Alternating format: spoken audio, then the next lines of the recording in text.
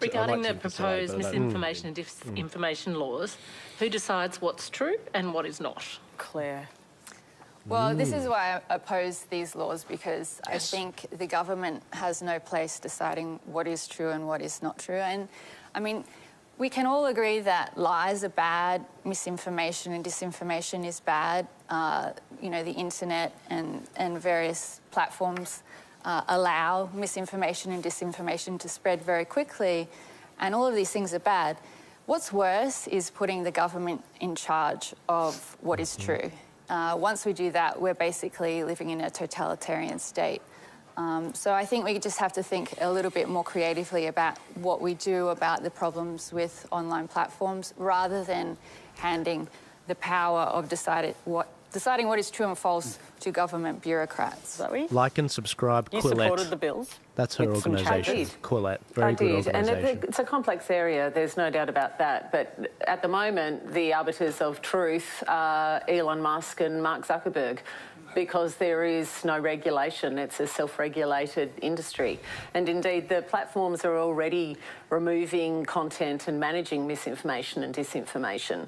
What the recent legislation seeks to do is to put some guardrails around that. So to say to the platforms, we want you to let us know how you're managing the areas where we think there could be a problem in regard to misinformation and disinformation, and to create some accountability. At the end of the day, they should be accountable for what's on their platforms, and they should be accountable to us, the people, not simply total control the only place that voted for Claire, The Voice.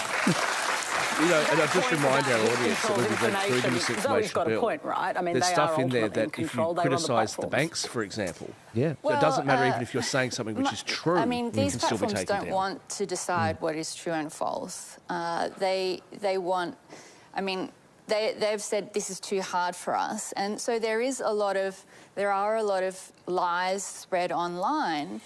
But you know, as adults, as users of these platforms, we decide what is true and what isn't. I mean, I sort of get a bit, it's a bit tiresome when you can open up a newspaper or turn on a TV. I mean, there's all sorts of misinformation being spread all the time. Every truth claim is provisional. What we think is true today might be determined to be false tomorrow. So where do you draw the line? John, is there no universal truth? I mean, there are certain things which are verifiable facts, are there not? We can't let go of that some things are just true, evidentially absolutely. true. Yeah, absolutely. But I would say, going back to narcissism very briefly, another problem with having narcissists in charge is that narcissists don't really care very much about the truth. They care about themselves. People often wonder, why is there a rise of conspiracy theories? A lot of that has to do with narcissists in power, because narcissists want to be the smartest person in the room, and sometimes the way to do that is to come up with some counterintuitive information that nobody else has, which quite often is untrue information, like conspiracy theories and so on. Like wokeism. So far, mate. Like wokeism. There's lots of different Men ways can be to women. lie. Now, when the right lie, they tend to lie in these big, baroque, almost mythological ways, like QAnon and Pizzagate and all of that kind of stuff. Who believes in QAnon here? No one believes in Cats and QAnon. dogs, that's a very good example. When the left lie, it's kind of more subtle. It's like it's lies by omission. It's like leaving there's more than certain two voices genders. out of the Like debate. Russia stole the It's like 2016 subtle election. biases. So people who are in charge of you know, deciding what is and isn't misinformation, I think can be prone to just thinking about the big lies that come from the right, and then they allow the little lies that come from the left. And little lies, this freaking How dude. do we police opinion? I mean, if you go onto Twitter, for example, most of what you see is opinion, and some of it is very inflammatory. People, you know, have very strong opinions. Twitter, of course. You know, how do we determine what is a truth claim and what is an opinion? I mean, it gets so complicated, and I just don't think bureaucrats will be up to the task. I don't think they're going to be up to the task, and I think that is because they're narcissists, because social media, the giants, have not self-regulated an iota. And that is obviously everyone's ideal situation, that they do self-regulate, and they have no intention to, because they don't care. Because their engagement off conspiracy theories grows. And I do think that, going back to how all of this started and talking about opinion, Trump has taken advantage of, I think, a media landscape that didn't do a good enough job of being the fourth estate and didn't do a good enough job of differentiating between opinion and fact. And he went right through the middle and said, fine, if you guys are going to be biased and not report on the truth, then... And that's how it's happened. Yeah, well, that's exactly the point. You know, we cheer on the collapse of institutions for good reason. Institutions have let us down. They leave out the voices that we find unpalatable. Priests abuse children. There's all sorts of reasons. So is that what's happening in the US? Really There's a cheering on of the... Oh, absolutely. He's an academic, classic academic. What happens in the absence of institutions? We cheer on the collapse of institutions. When institutions collapse, narcissists thrive. So that's what's happening in the United States. I'll tell you one positive thing, though, in all of this. It's the kind of person that would talk down to you. Well, a positive thing, you know, in Elon Musk's otherwise monstrous reign, like I have very few positive things to say about Elon Musk, but he introduced this thing called community notes on X, and that seems to be really working. It's this idea that we, the people, can actually figure out what's true and what's not true. You know, when you see, like, all this AI stuff on Twitter these days, I refuse to say X, although I guess it's too late now, what you see underneath these pictures of AI is all these people go, well, that's just AI.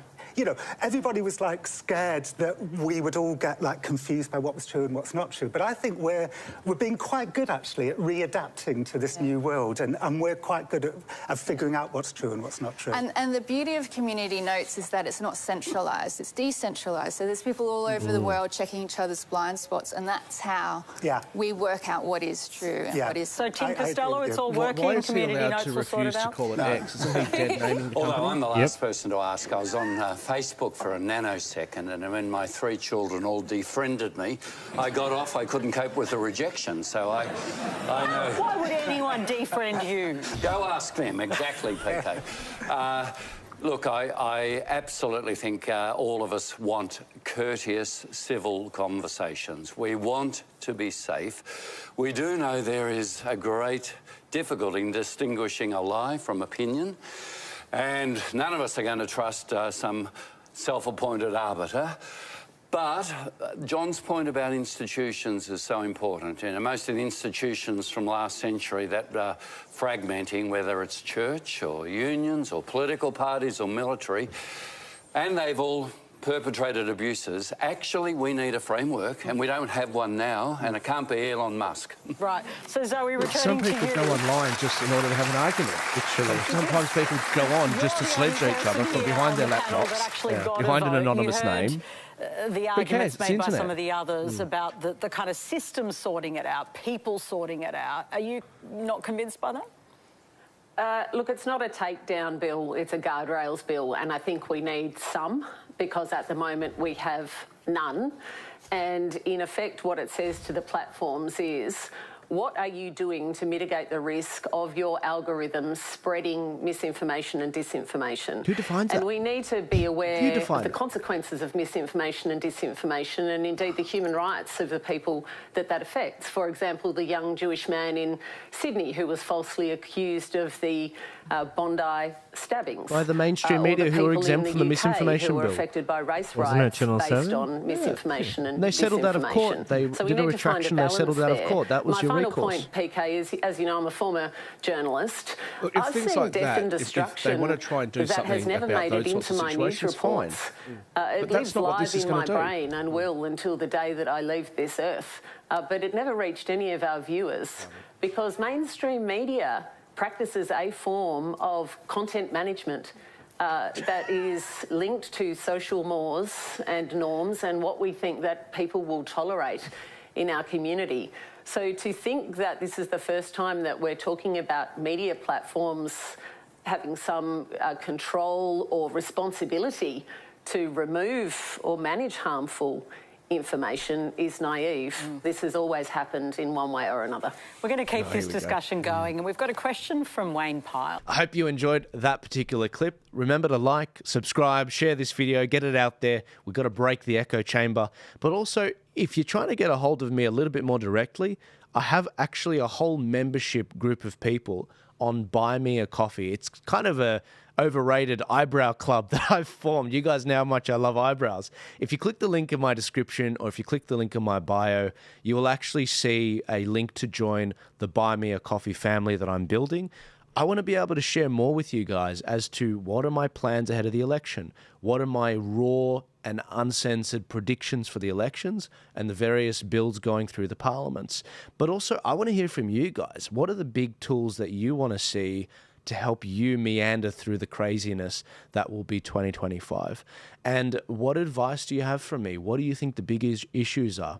Some of the best projects I've come up with have been from your ideas.